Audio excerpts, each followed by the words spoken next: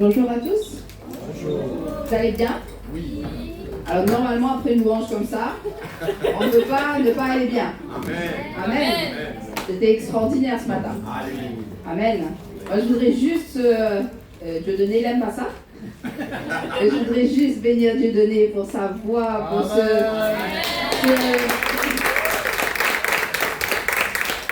charisme que Dieu lui a donné. Et vraiment, j'espère en entendre plus. Je ne sais pas pour vous, mais pour moi, oui. Amen. Amen. Donc aujourd'hui, j'espère ne pas être trop longue, comme d'habitude. Et on va juste remettre ce moment à Dieu, si vous le voulez bien. Seigneur, je te remercie pour ce jour que tu as fait. Je te remercie pour tes bénédictions que tu renouvelles, pour ce que tu nous as déjà donné depuis ce matin, pour ce que tu vas nous donner et ce que tu vas encore nous donner tout au long de cette journée et toute cette semaine.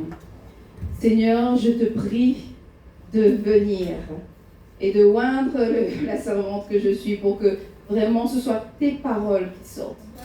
Amen. Afin que tu puisses bénir ton peuple, que tu puisses l'édifier et qu'il puisse être encouragé et qu'il puisse encore sentir tout l'amour que tu as pour eux.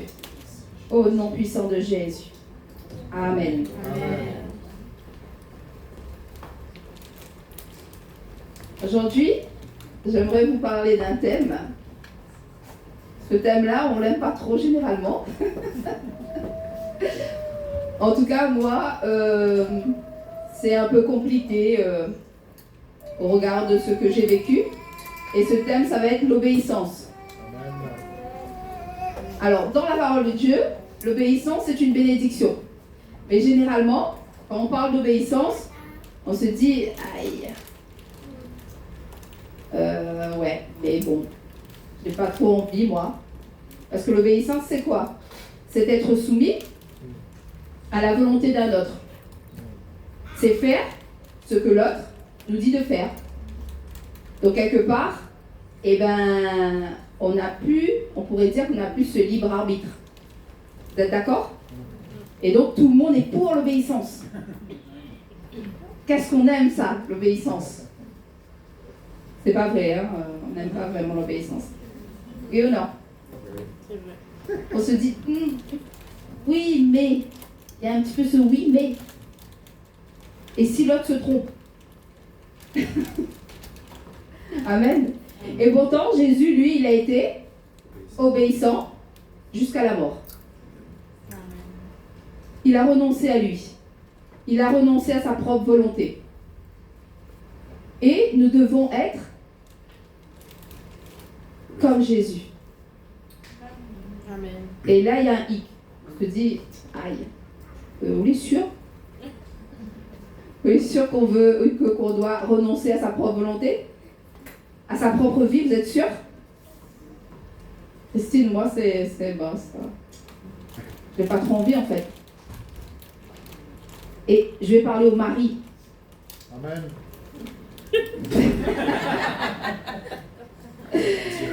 Au mari, pourquoi? Parce que le mari doit aimer son épouse comme Christ a aimé l'Église, Amen. jusqu'à donner sa vie. Amen. Donner sa vie. Pour que la femme, elle, son épouse, puisse se soumettre à lui.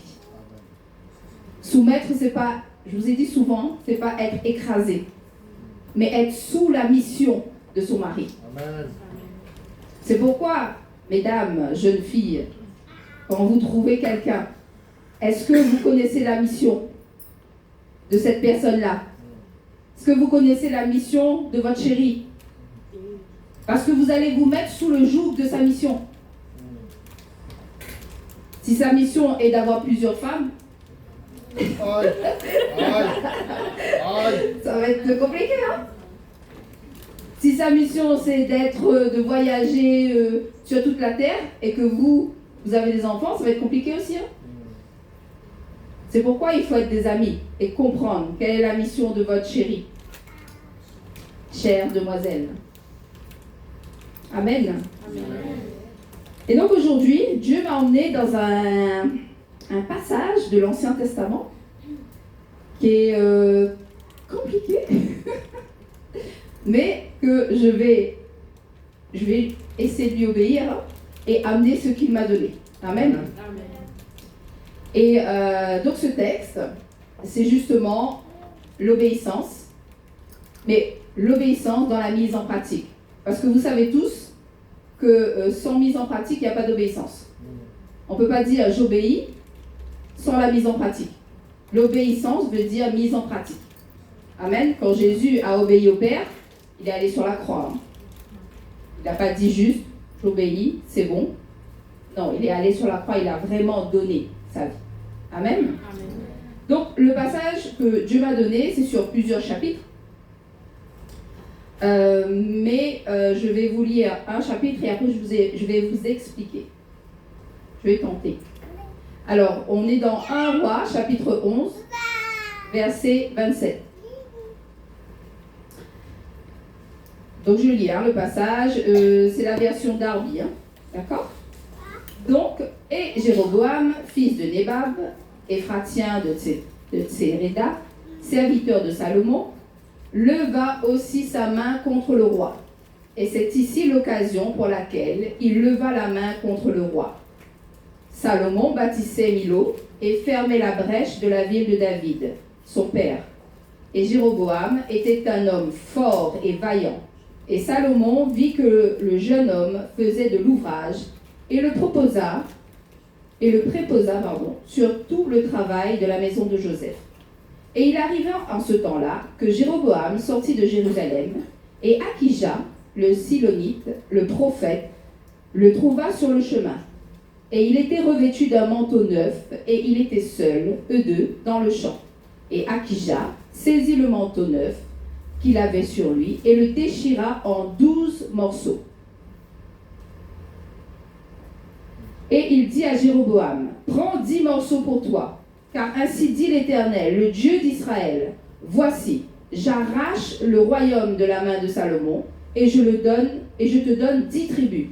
Mais une tribu sera à lui, à cause de mon serviteur David, et à cause de Jérusalem, la ville que j'ai choisie d'entre toutes les tribus d'Israël, parce qu'ils m'ont abandonné et ont adoré Asparté, la divinité des Sidoniens, Kémosh, le dieu de Moab, et Milcom, le dieu des fils d'Ammon, et n'ont pas marché dans mes voies pour pratiquer ce qui est droit à mes yeux, et mes statuts et mes ordonnances, comme David son père. Cependant, je n'ôterai pas tout le royaume de sa main, car je l'établirai prince de tous les jours de sa vie, à cause de David mon serviteur, que j'ai choisi, qui gardait mes commandements et mes statuts. Mais j'ôterai le royaume de la main de son fils, et je te le donnerai, à savoir 10 tribus. Et je donnerai une tribu à son fils, afin qu'il y ait toujours une lampe pour David, mon serviteur, devant moi à Jérusalem, la ville que je me suis choisie pour y placer mon nom. Et je te prendrai, et tu régneras sur tout ce que ton âme désire, et tu seras roi sur Israël. Et si tu écoutes tout ce que je te commanderai, et si tu marches dans mes voies, et que tu fasses ce qui est droit à mes yeux, en gardant mes statuts et mes commandements, comme a fait David mon serviteur, alors je serai avec toi, et je bâtirai une maison stable, comme je l'ai bâtie pour David, et je te donnerai Israël. Je vais m'arrêter là. Amen. Amen. Donc ici, c'est l'histoire d'avant le schisme, la séparation de Israël et de Juda. Il y a Salomon, c'est la fin de la vie de Salomon. Salomon, vous savez, il a péché, d'accord? Non seulement avec ses femmes, parce qu'il a amené plein de divinités, plein de cultes païens, mais plein de choses aussi que Dieu lui a demandé de ne pas faire, il l'a fait, d'accord? Il n'a pas obéi. Donc Dieu est en train de dire, maintenant, j'arrache cette royauté, j'arrache ça dans tes mains, et je vais donner à quelqu'un d'autre, ok? Et cette personne d'autre est Jéroboam. Le problème, c'est qu'à un moment donné, Salomon a dû entendre la prophétie ou connaître la prophétie et il va vouloir tuer Jéroboam. Jéroboam va s'enfuir en Égypte. Salomon finit par mourir. Il donne la royauté à son fils Roboam. Donc Roboam, lorsque Jéroboam sait que Roboam est au pouvoir, il remonte vers Roboam en disant, finalement, est-ce que tu vas être aussi dur que ton père avec nous? Qu'est-ce que tu décides pour nous? Roboam, qu'est-ce qu'il fait? Il va prendre conseil avec des vieux sages, mais il va aussi prendre conseil avec de jeunes amis. Qu'est-ce qu'il fait d'après vous? Quel conseil il prend? Le conseil des jeunes amis. Et là, le conseil des jeunes amis, c'est non, mais tu vas être plus dur encore envers eux. Il faut encore agir avec une barre de fer. Il faut encore les frapper. Il faut encore leur montrer qui est le puissant. Et donc, Roboam va écouter ses jeunes amis. Le peuple va être détruit. Le peuple aura le cœur brisé. Et qu'est-ce qu'il va faire? Il va partir avec Jéroboam. Donc 10 tribus sur 12. 10 tribus sur 12 vont partir. Et les 10 tribus vont faire de Jéroboam le roi, comme Dieu l'avait annoncé. Là, on est au chapitre, un petit peu avant le chapitre 12. Et juste avant, Jéroboam, alors qu'il a eu une super prophétie de la part de Dieu, Dieu lui a quand même dit, je te donnerai tout si tu fais ce que je te demande, si tu gardes mes préceptes. Et là, Jéroboam se dit dans son cœur, ouais, mais si le peuple va rendre un culte à Dieu, parce que le culte, vous savez, dans l'Ancien Testament, il fallait monter à Jérusalem, où était le temple, où Salomon avait construit son temple, le temple de Dieu. Oui, mais si le peuple remonte à Jérusalem, peut-être que son cœur va s'incliner à nouveau vers Juda. Donc, je ne vais pas faire ça. Je ne vais pas permettre au peuple de monter. Qu'est-ce qu'il va faire? Il va mettre en place 2 lieux de culte. Mais pas 2 lieux de culte pour Dieu, hein? 2 lieux de culte pour des veaux d'or. Un à Bethel et un à Dan. Voyez un petit peu la mentalité. Donc du coup, il fait ses lieux de culte, il met en place des sacrificateurs, alors qu'il n'a pas droit de mettre en place des sacrificateurs. Dieu avait bien dit, c'est d'une tribu sortira des sacrificateurs. Donc lui, il n'obéit pas du tout. Là, il ne suit pas du tout les préceptes et la loi de Dieu. D'accord? Et bien sûr, comme il plante un autel à Bethel, Bethel, vous savez c'est quoi? Qu'est-ce que ça veut dire? La maison de Dieu. Dieu n'allait pas laisser faire ça. Dieu envoie un homme de Dieu pour juger Jéroboam. Et il lui dit, Jéroboam, Dieu brise cet autel maintenant. Et en plus, il va lui dire que une personne du nom de Josias, qui va naître 360 ans plus tard, va venir et va détruire cette nation. Et va détruire tous ces lieux de culte. Et Jéroboam, vous savez, le roi, le prétentieux, celui qui sait, il va essayer de mettre la main sur l'homme de Dieu. Mais quand il va essayer de mettre la main sur l'homme de Dieu, sa main devient sèche.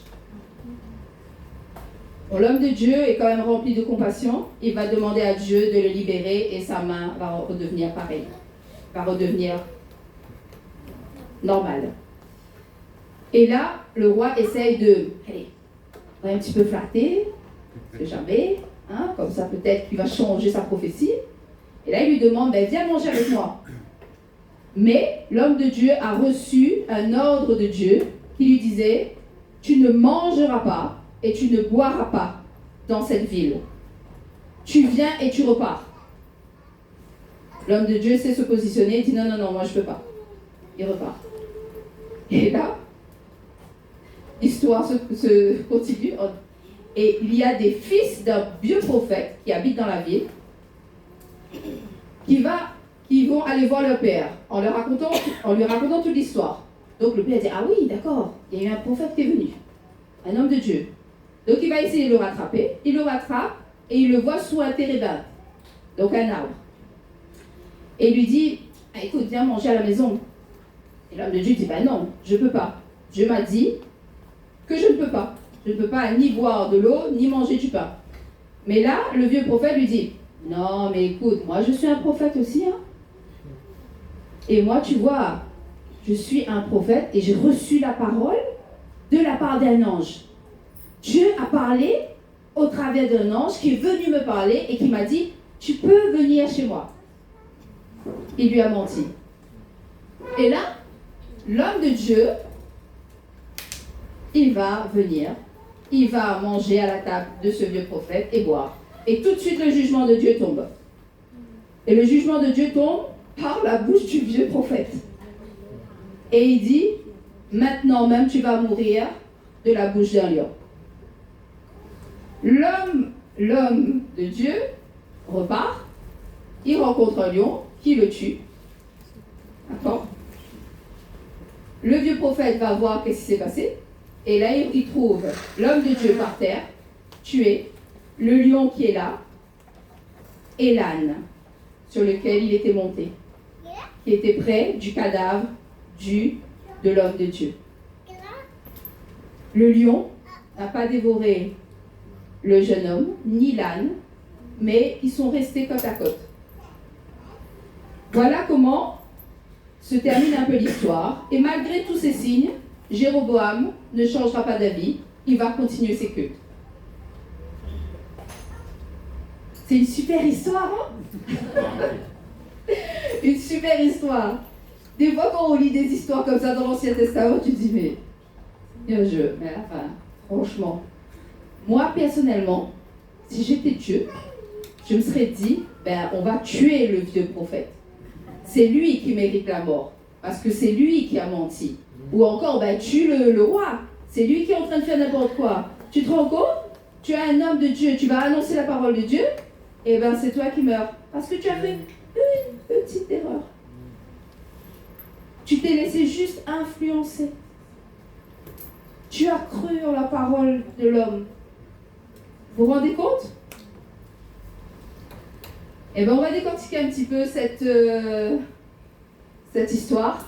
Et on va voir un petit peu les trois personnages principaux et leur désobéissance. Parce que tous ont désobéi. On a d'abord le roi Jéroboam.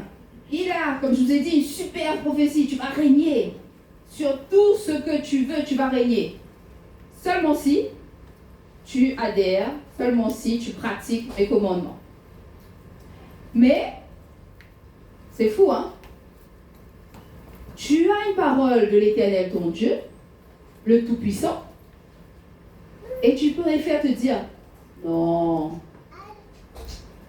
je suis sage et intelligent, je vais faire mes propres plans. Je vais faire mes propres plans, parce que il me semble que si Israël remonte, je vais perdre ma royauté. Et là, tu fais tes propres plans. Et nous, on n'est pas comme ça, non. Nous, on écoute la parole de Dieu. C'est ça, non? Nous, on a confiance en la parole de Dieu. Nous, on va pas faire nos propres plans. Le silence est d'or. Vous savez, finalement, Jéroboam, c'est un homme peu sûr de lui. Il n'a pas confiance en lui. Et il n'a pas confiance en Dieu. Parce qu'il n'a même pas confiance en celui qu'il est censé servir. Il préfère écouter sa propre voix. Vous savez qu'on a plusieurs voix. Notre voix à nous, la voix des hommes et la voix de Dieu. Et on préfère oublier la voix de l'ennemi. Hein? Mais il y a plusieurs voix. Mais il a préféré écouter sa propre voix. Et peut-être que c'est parce qu'il a été mal dirigé. Parce que souvenez-vous, son leader, c'était qui? Salomon. Alors, il y a un point important ici pour les leaders. Et je ne parle pas des leaders que des apôtres, prophètes, évangélistes, des pasteurs. Je parle de tout leader, c'est-à-dire parent, c'est-à-dire responsable. Responsable dans votre travail, tout leader. Vous avez un rôle à jouer. Quelle est ton attitude? Quel est ton comportement? Toi qui es censé amener la confiance de Dieu, toi qui es censé te conduire selon Dieu, selon les préceptes de Dieu, toi qui es censé pouvoir aider les autres à connaître Dieu, qu'est-ce que tu fais? Est-ce que tu es comme Salomon? Tu te dis, oh ben ça va, ça fonctionne. Donc ben le reste, c'est pas grave si on n'a pas fait. Même si on fait d'autres cultes, Dieu est bon et miséricordieux. Comment es-tu en tant que leader? Qu'est-ce que tu pratiques? Parce que, en tant que parent, vous savez très bien ça. Tu es un leader pour tes enfants. Et les enfants vont suivre ce que toi tu dis.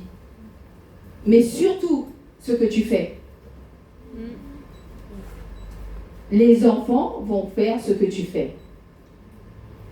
Et quand ils vont voir que, au final, ce que tu dis, tu ne fais pas, ils vont se dire, je fais comme maman et papa. Et nous, on se dit, je ne comprends pas, Seigneur, pourtant je prie pour cet enfant, pourtant. Et oui, mais qu'est-ce que tu pratiques? Que pratiques-tu? Tu dis à tes enfants, reste pas trop sur les jeux vidéo, machin, mais seulement que toi, tu es dessus. Reste pas trop sur YouTube, tout ça, hein. C'est pas bon pour toi. Mais toi, tu es dessus. Des fois même, on donne pour rester tranquille. Et après, on se dit, mais c'est quoi? Je comprends pas, Seigneur. Sachez bien qu'aujourd'hui, un grand pourcentage d'enfants, dès l'âge de 4 ans, voient des vidéos pornographiques. Parce que vous savez très bien, même si vous mettez une petite vidéo d'un dessin animé, souvent il y a des vidéos qui arrivent comme ça. Et ça, c'est pas moi qui le dis, ce sont des études. Ok? Donc, quel est ton exemple? Qu'est-ce que tu fais toi en tant que leader? Après, il y avait un petit peu d'orgueil dans le cœur de ce roi, Jéroboam. Pourquoi? Parce qu'il s'est dit, avant même de commencer son règne, il a eu peur de le perdre. Avant même de commencer son règne. Parce qu'il s'est dit en lui-même, et si je perds ma place? Et si il me compare à David? S'il me compare à David, moi je ne suis pas David. Et s'il me compare à Pasteur Rodolphe, comment je vais faire? Et si je n'y arrive pas? Et si les gens me voient comme un imposteur? Et là, il a commencé à méditer dans son cœur. Et au lieu de se tourner vers Dieu en disant, mais Seigneur, je ne suis pas sûr d'y arriver, il s'est tourné à lui-même. À lui-même. Et il s'est dit, et il a trouvé sa propre solution. D'où l'orgueil. D'où l'orgueil. L'orgueil, c'est vraiment le premier obstacle à l'obéissance. Quand tu veux faire tes propres plans là, tu construis ta maison toi-même. Parce que moi, je me fais moi-même. Comprenez? Moi, je vais y arriver. Je n'ai pas besoin de Dieu. De toute façon, on ne peut pas tout le temps, demander toutes affaires à Dieu. Il faut bien faire un peu tout seul. Vous vous souvenez? Jésus n'a rien fait de lui-même. Jésus n'a rien fait de lui-même. Pourtant, c'était Jésus.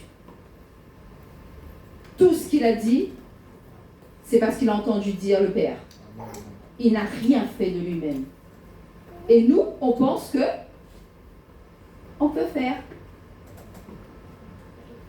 On peut faire. Et le roi avait tellement peur de perdre ses acquis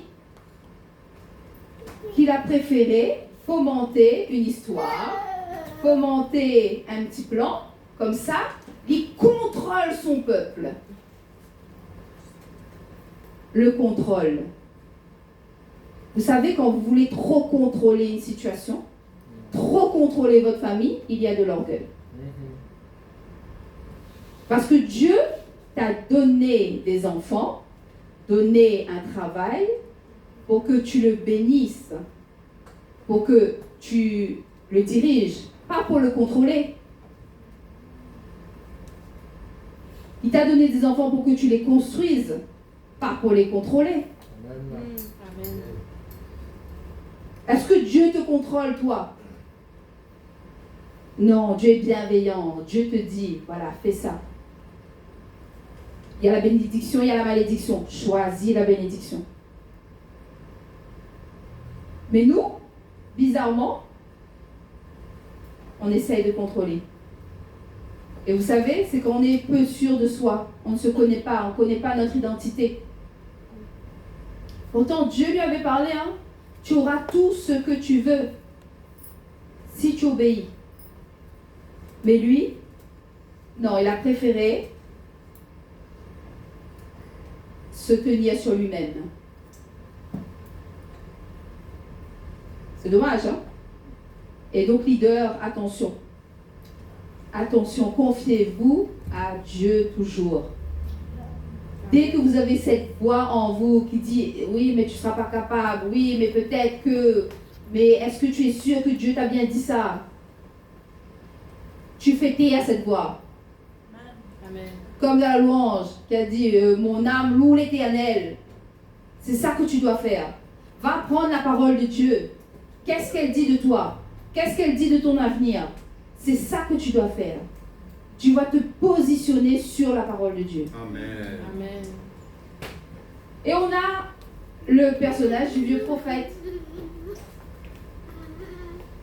Donc au-delà des sacrificateurs, c'est aussi une autorité religieuse. Tout à l'heure on a vu l'autorité politique, mais là on a une autorité religieuse.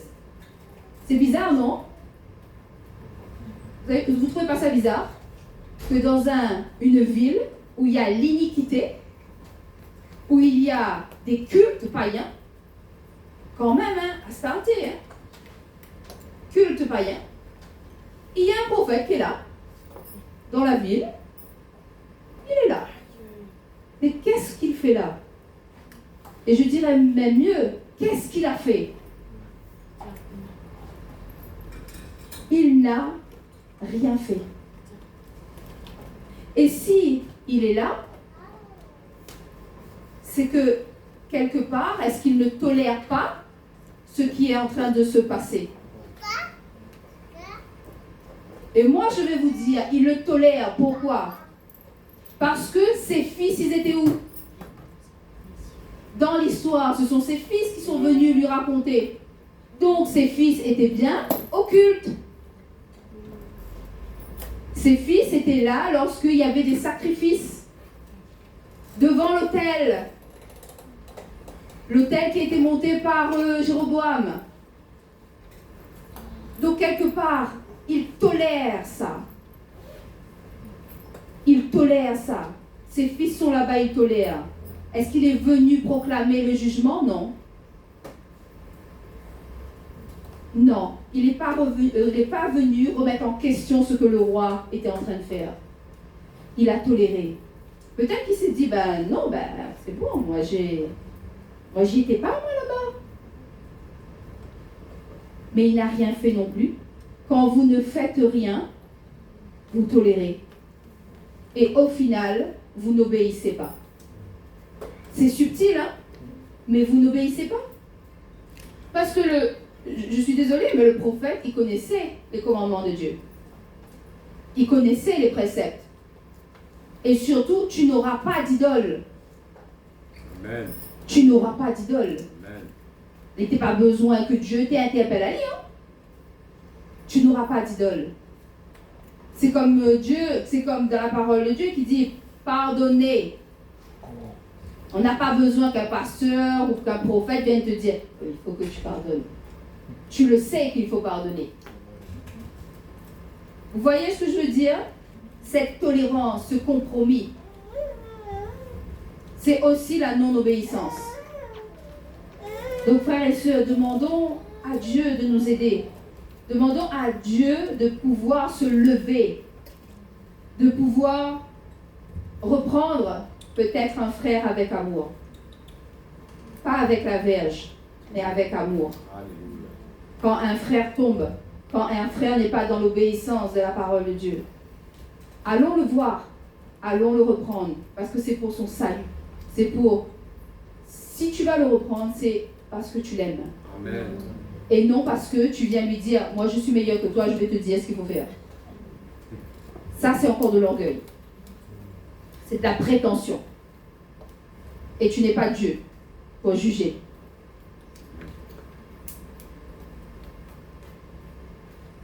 Et même Dieu, il n'est pas venu juger le monde, il est venu le sauver. Amen. Amen. Donc au final, c'est pas vraiment, est-ce qu'on peut dire que c'est un prophète? Peut-être qu'il était prophète, mais il a un peu perdu de sa flamme, hein,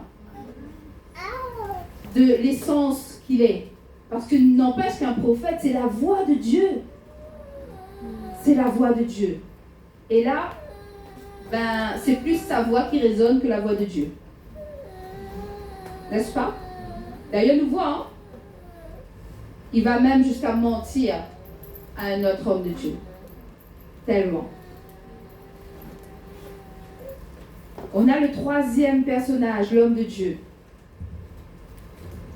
Et l'homme de Dieu, il vient de Juda. Il ne vient pas d'Israël. Pourquoi? Parce que Dieu ne veut pas de mélange. Dieu ne veut pas de compromis. Dieu ne veut pas de tolérance ni de familiarité. Donc il vient de Juda. Il n'est pas corrompu. Et il va donner le message de Dieu. Il y aura un signe, c'est-à-dire que l'autel va se briser, va se fendre. Et juste pour montrer la véracité de ses propos. Ce qu'il dit vient vraiment de Dieu. Parce qu'aucun homme ne peut faire ces choses si ce n'est Dieu. D'accord? Il prouve vraiment que c'est Dieu qui l'a envoyé. Mais il a une instruction. Tu ne mangeras pas et tu ne boiras pas. Tu fais un aller-retour. Tu délivres le message et tu t'en vas, et même par un autre chemin. Vous voyez, l'homme de Dieu ici n'a pas de nom. Mais il vient délivrer le jugement de Dieu. Tu sais, Dieu souvent te délivre. Il veut te délivrer. Amen. Et il vient briser tes autels. Et vous savez, comme disait Patrice hier soir, Dieu utilise l'Église comme une auberge. Amen. Amen. Et il utilise ses oins, il utilise les pasteurs, les prophètes, il utilise les leaders pour justement briser ces autels dans l'Église et briser ces autels dans nos vies. Parce qu'un autel, là, c'est pas simplement de l'idolâtrie. Hein. C'est toutes les choses qu'on peut porter attention, qu'on pratique, qu'on refait à la même heure et qui ne sont pas de Dieu. Et là, tu bâtis un autel. Et Dès que tu te lèves le matin, YouTube.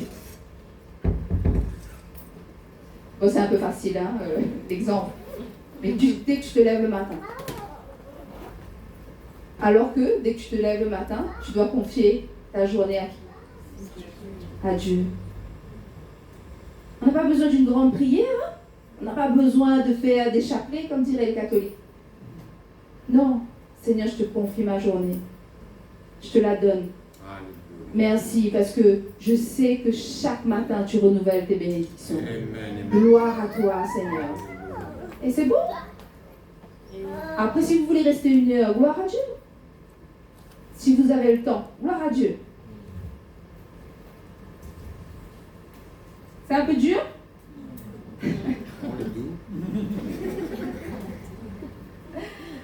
Vous savez, là, l'homme de Dieu, il s'est laissé un peu berner. Parce qu'il s'est dit, peut-être, hein, il s'est dit, ben, c'est un autre homme de Dieu. Tu vois, c'est un prophète. C'est le pasteur qui m'a dit. Donc je dois écouter. Est-ce que je suis en train de dire qu'il ne faut pas écouter les pasteurs? Non.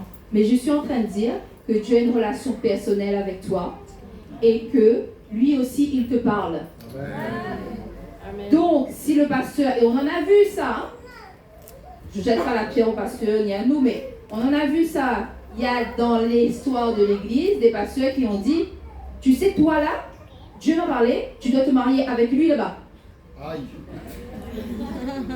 Et ça, malheureusement, frères et sœurs, ça existe. Mais qu'est-ce que Dieu t'a dit? Qu'est-ce que Dieu lui t'a dit? Et tu peux être très sage avec ton pasteur en disant, merci pasteur. Mais je vais prier sur cette parole que tu m'as donnée. Et quand Dieu va me confirmer cette parole, peut-être que j'irai voir ce frère. Et encore, si tu n'es pas attiré vers lui, c'est que ça ne vient pas de Dieu. Exact. Amen. Amen. Parce que même si vous avez un prophète dans cette salle, il peut pécher et il peut se tromper. Oui. Il est aussi un homme. Même s'il est envoyé par Dieu, il a sa fonction, il a son autorité, mais c'est aussi un homme. Donc c'est de votre responsabilité. Dieu vous emmène à cette responsabilité d'avoir une relation personnelle avec lui. Amen. Vous avez aussi la parole de Dieu. Vous avez la Bible. La Bible n'est pas faite que pour nous. Hein. Elle est disponible à tous. Alléluia. La parole de Dieu est disponible à tous. Alléluia. Amen. Amen. Et là, donc, il a manqué de discernement. Le discernement est important, frères et sœurs. Amen. Il a vraiment manqué de discernement. Il a cru que ce leader parlait par la voix de Dieu. Pourtant, franchement, il aurait pu avoir la puce à l'oreille, non? Parce que quand il dit c'est un ange qui m'a parlé de la part de Dieu, ben pourquoi Dieu ne te parle pas direct? Et alors que lui, il avait reçu la parole directement de Dieu. Et il préfère écouter la parole d'un homme qui a entendu un ange. Qu'est-ce que nous dit le Nouveau Testament? Même si un ange vient te parler Yes. et qu'il t'annonce un autre évangile, qu'il soit anathème, Alléluia. ne te laisse pas faire. Positionne-toi. Et du discernement. Et le discernement, c'est avoir du bon sens, premièrement, et voir la parole de Dieu. La parole de Dieu nous permet d'avoir du discernement. Amen. Amen. C'est pourquoi ce message, c'est l'obéissance, c'est la pratique. Il faut pratiquer la parole de Dieu. Et tu auras du discernement. C'est pas juste avoir de la connaissance, comme Patrice disait hier. La connaissance, il faut déjà premièrement l'avoir, mais après il faut la pratiquer. Amen. Que faisons-nous? Donc attention au discernement. Demandons à Dieu le discernement. Amen. Et peut-être aussi qu'il a été tenté. Pourquoi? Parce que peut-être qu'il était fatigué. Parce que le vieux prophète le retrouve sous un térébinthe, assis. Alors que Dieu dit, fais le va-et-vient. Tu vas et tu retournes. Mais le vieux prophète le retrouve sous un térébinthe. Peut-être qu'il était fatigué. Mais déjà là, il avait commencé à désobéir. Il n'aurait pas dû s'arrêter. Et des fois, Dieu te dit, ne t'arrête pas. Et pourtant, dis, gagne, puis Seigneur, arrête. Seigneur, pourquoi cette voie? Je préfère l'autre, plus facile. Et tu n'écoutes pas. Et là, quelqu'un arrive. Et quelqu'un arrive. Tu te dis, mais non, tu es fatigué, viens manger, viens t'arrêter un petit peu, tu verras. Qui a fait ça? Vous vous souvenez qui a fait ça dans le Nouveau Testament? Merci, Satan. Dans le Nouveau Testament. Jésus est allé au désert pendant 40 jours. Et quand il eut faim, c'est là que Satan vient. Quand il eut faim. Quand il eut faim, Satan vient et dit, ben, écoute, tu as faim. Si tu es le Fils de Dieu, transforme cette pierre en pain. Tu es le Fils de Dieu. Vas-y. Qu'est-ce que Jésus lui dit? L'homme ne vivra pas seulement de pain, mais de toute parole qui vient de Dieu. Mais il avait reçu cette parole de Dieu. Vous vous souvenez? À son baptême, il a reçu la parole de Dieu. Celui-ci est mon fils bien-aimé. Il s'est positionné sur la parole de Dieu. Donc Satan avait beau dire, mais si tu es le fils de Dieu, pas besoin, ferme ta bouche, parce que Dieu m'a dit, je suis le fils bien-aimé. Amen. Il s'est positionné, Jésus s'est positionné sur la parole que son Père lui avait transmise. Tu ne mangeras pas seulement du pain, mais toute parole qui vient de la bouche de ton Seigneur. As-tu eu une parole? Quelle est la parole que Dieu t'a envoyée? Qu'est-ce que Dieu dit de toi? Qu'est-ce qu'il a dit de toi? Est-ce que tu te positionnes sur cette parole? Si Dieu a dit de toi, tu es un vaillant héros, est-ce que tu te positionnes? C'est ton identité. Il t'a révélé ton identité. Est-ce que tu pries sur cette identité? Est-ce que tu marches dans cette identité? Quand l'ennemi vient te dire, « Et sûr, on est un vaillant héros, on l'a vu comment on l'est, on traîne des pieds là, le matin on a du mal à lever, oui, sûr, on est un vaillant héros. » Toi tu dis, ferme ta bouche, Dieu m'a dit, je suis un vaillant héros. Amen. Il faut savoir faire taire les voix. Je suis un vaillant héros. Moi je ne sais pas ce que Dieu vous a dit. Mais moi, je sais ce que Dieu m'a dit. À vous de prendre la parole que Dieu vous a dit. À vous de travailler et de la proclamer et de marcher dans cette parole-là. Ne vous laissez pas faire par les paroles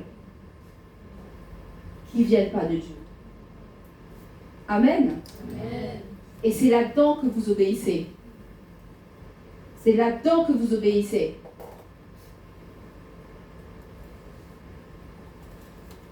Voyez, le vieux prophète, il a simulé la voix de Dieu. Ne laisse pas les autres dire ce que tu es. Prends ce que Dieu dit de toi. Amen. Dans Actes 5, 29, il est dit, il vaut mieux obéir à Dieu plutôt qu'aux hommes. Romains 3, 4, il est dit que Dieu soit reconnu comme disant la vérité et tout homme qui s'oppose à lui comme menteur. Donc positionne-toi. Aie du discernement et positionne-toi. Aie du discernement, positionne-toi et même prends autorité. Alléluia. Vous avez les pasteurs, les leaders de cette église qui peuvent discerner aussi certaines choses et qui peuvent prendre autorité et briser les autels sur vos vies. Mais vous aussi, quand vous entendez la parole de Dieu, il y a quelque chose en vous qui dit ça je suis pas trop dedans. Là il y a peut-être un autel. Mais tu prends autorité. Le Saint-Esprit qui est en toi a permis ce discernement. Maintenant, tu prends autorité. Tu vas dans ta chambre, tu dis non. Dieu m'a dit, je suis un vaillant héros. Je ne croirai pas que je suis nul, Amen. que je suis bon à rien. Alléluia. Il m'a dit, je suis un vaillant héros. Amen. Et là, tu brises les autels. Je ne vais pas perdre mon temps à juste regarder sur Internet, Facebook, YouTube, d'affaires, tout ce qu'on est là. Non, je vais prendre du temps avec Dieu. Amen. Je veux écouter sa voix. Alléluia. Je veux écouter sa voix. Vous avez vu un petit peu toutes les caractéristiques de ces trois personnages et vous avez vu comment ça peut être subtil de désobéir à Dieu. Quelquefois même, on croit faire la volonté de Dieu. Mais ce n'est pas vrai. Donc attention. Discernement. Amen. Positionnement. Amen. Autorité. Amen. Amen. Amen. Et vous voyez ce que j'aime dans la parole de Dieu, c'est que même dans l'Ancien Testament, il nous révèle Jésus. Alléluia. Est-ce que vous avez vu Jésus dans ce texte? Oui. Jésus est partout dans ce texte. Vous l'avez vu? Amen. Il a vu, regarde là-bas avec un gros yeux. Souvent dans l'Ancien Testament, il y a des préfigurations Amen. prophétiques, symboliques de Jésus. Et on peut voir Jésus au travers du lion et de l'âne. Oui ou non? Amen. On va dire, ouais, mais le lion a quand même tué le prophète. Hein? Le lion, c'est un roi de justice. C'est un roi de justice. Le problème, c'est que cet homme-là, il a désobéi. Il a péché. Tous ceux qui ont péché méritent la mort dans l'Ancien Testament. Gloire à Dieu que dans le Nouveau Testament, on peut revenir à Jésus, puisque c'est lui qui a donné sa vie. On peut demander pardon si on a péché. On a la vie. Alléluia. Il est le roi de justice. Amen. Et il fera justice. Amen. Il a fait justice à la croix. Alléluia. C'est ça la justification. Mais juste à côté, vous ne trouvez pas bizarre qu'un lion n'ait pas mangé l'âne et qu'ils sont là tous les deux à côté? Ben, l'âne, c'est l'humilité. Amen. C'est le serviteur humble qui est venu donner sa vie. Le roi de justice et de vérité. Et l'âne, c'est la grâce. Et Jésus, il est venu, Jean nous dit, avec vérité et grâce. Vérité et grâce. Amen. Pour nous sauver. Amen. Et vous voyez, pourquoi je peux vous dire que c'est Jésus? Parce que on a deux sortes de lions dans la parole de Dieu. On a le lion de Juda, le lion de justice, et on a l'autre lion, celui qui dévore. Vous vous rappelez là la parole?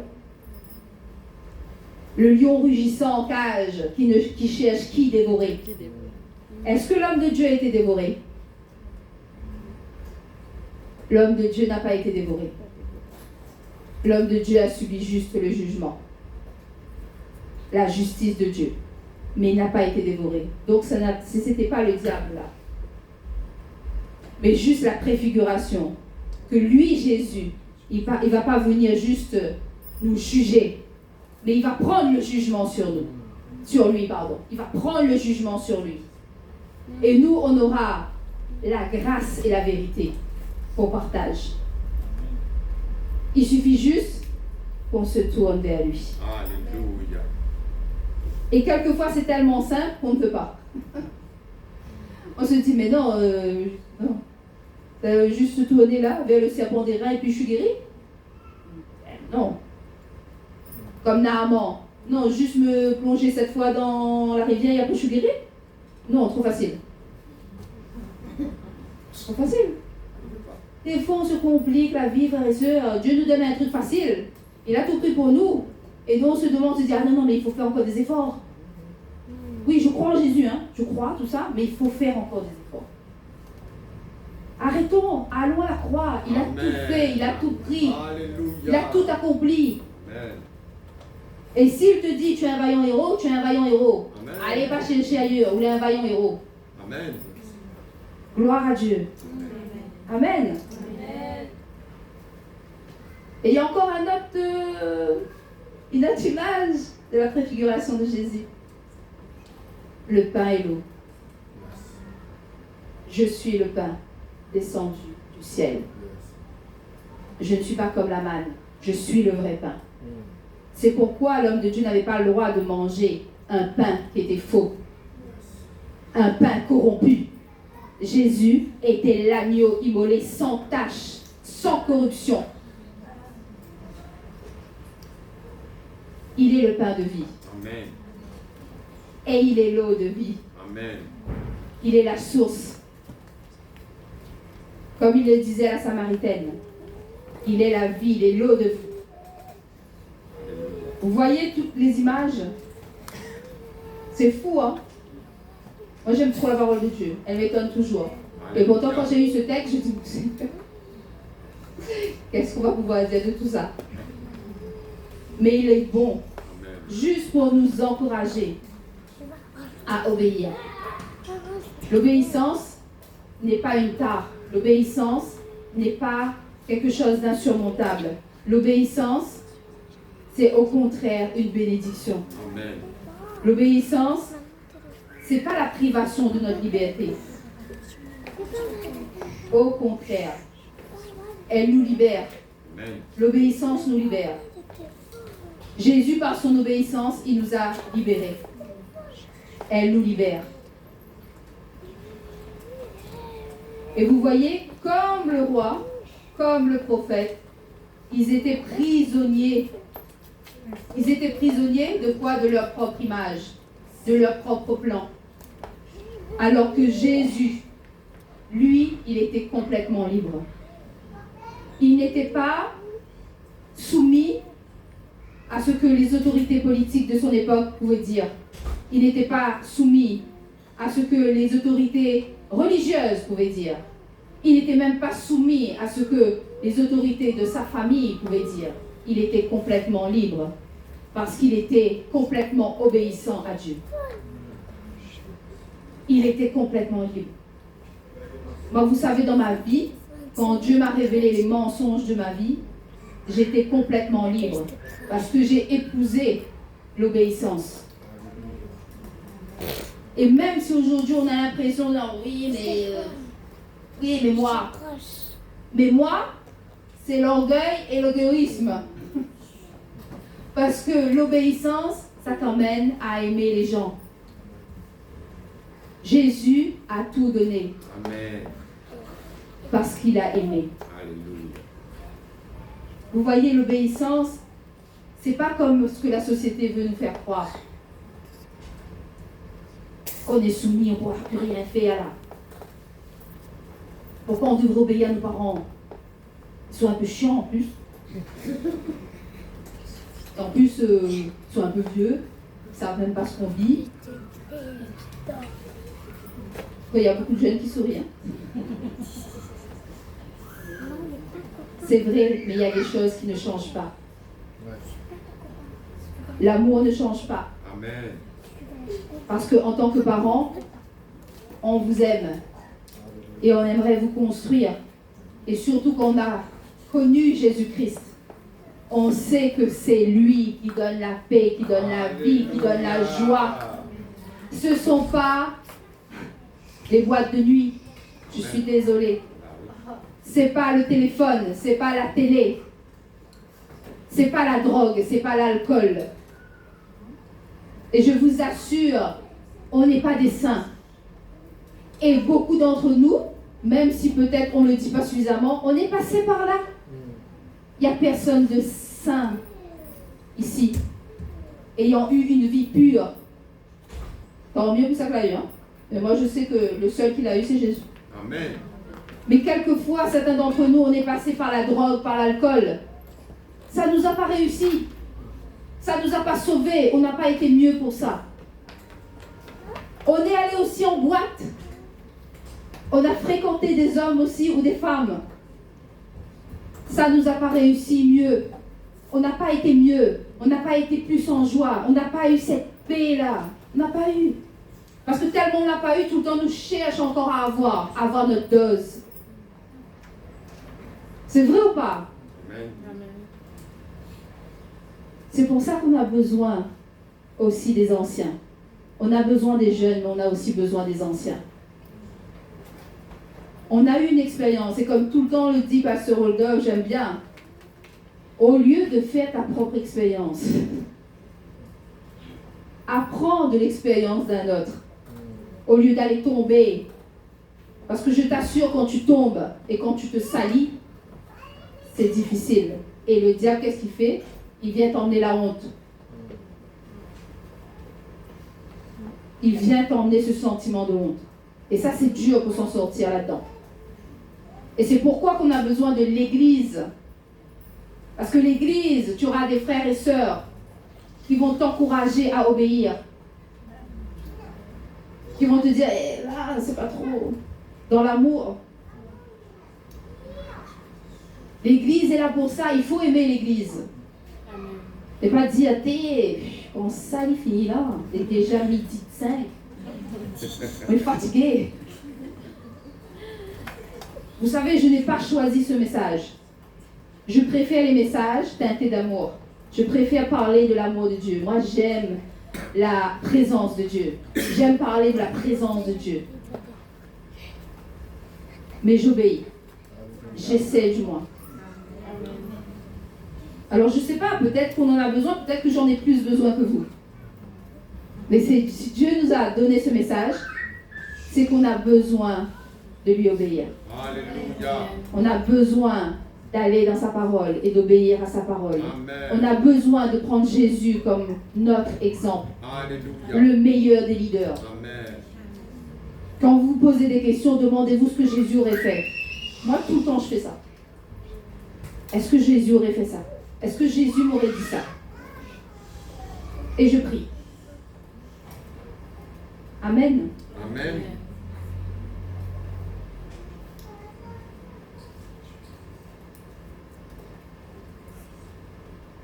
Dieu veut construire une famille. Et dans une famille, mais une famille bienveillante. Alléluia. Pas une famille qui nous oppresse. Et je vais vous dire pourquoi on n'aime pas l'obéissance. Parce que souvent, on a été élevé dans l'autoritarisme, pas dans l'autorité. L'autorité, c'est relié à l'amour. Mais l'autoritarisme, c'est relié au contrôle, à la peur. Et quand on a été oppressé, et quand on a vu qu'on devait obéir alors que c'est injuste, eh bien, on s'éloigne de l'obéissance. Et c'est fait exprès, hein? Vous savez que l'esprit du mal, il fait ça exprès, hein? Pour justement qu'on ne puisse plus obéir. Pour justement qu'on ait cette pensée, cette mentalité de dire plus jamais quelqu'un va dire moi quelque chose.